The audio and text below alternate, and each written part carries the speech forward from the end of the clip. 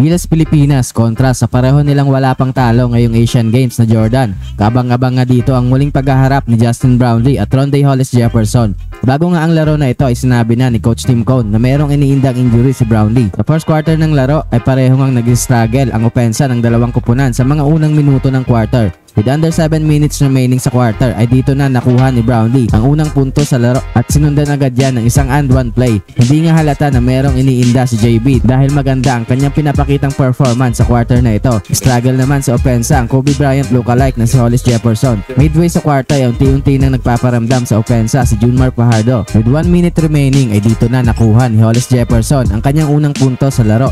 At biglang nagkaroon ng run ang Jordan para burahin ang kalamangan ng Gilas. Tapos ang quarter ay nakatres ang Jordan para magkaroon sila ng tatlong kalamangan sa first quarter sa score na 16-13. Sa second quarter naman ng laro ay palitan ng 3-point shot ang dalawang kupunan sa unang minuto ng quarter. Sa kalagitnaan ng quarter ay biglang gumanda ang opensa ng Jordan kung saan lumamang ito ng 11 points sa Gilas. Tila one man show naman si Justin Brownlee dahil siya lang ang bumubuhay sa opensa ng Gilas. Good move naman para kay RHJ sa kanyang malakubi na galawan kay Chris Newsome. Nahihirapan nga ang Gilas na makakuha ng punto sa mga huling minuto ng quarter kaya hirap din silang burahin ang kalamangan ng Jordan. Patapos ang second quarter ay nakabasket pa si Rondae Hollis Jefferson para magkaroon ng 13-point lead ang Jordan at the end of the first half sa score na 42-29. Sa third quarter ng laro ay nagkaroon ng small run ang Gilas sa mga unang minuto ng quarter. Good move naman para kay Scottie Thompson sa kanyang drive sa basket pero iba din talaga ang pinapakita ni Rondae Hollis Jefferson. Unti-unti na nga nagpaparamdam sa opensa si Scottie. Sa kalagitnaan ng quarter ay naibaba ng Gilas sa tatlo ang kalamangan ng Jordan sa isang 3-point shot ni Justin Brownlee. Unti-unti na nga gumaganda ang opensa ng Gilas sa mga huling minuto ng quarter. Tinawagan pa ng technical foul si Hollis Jefferson sa kanyang walang tigil na pag-complain sa referee.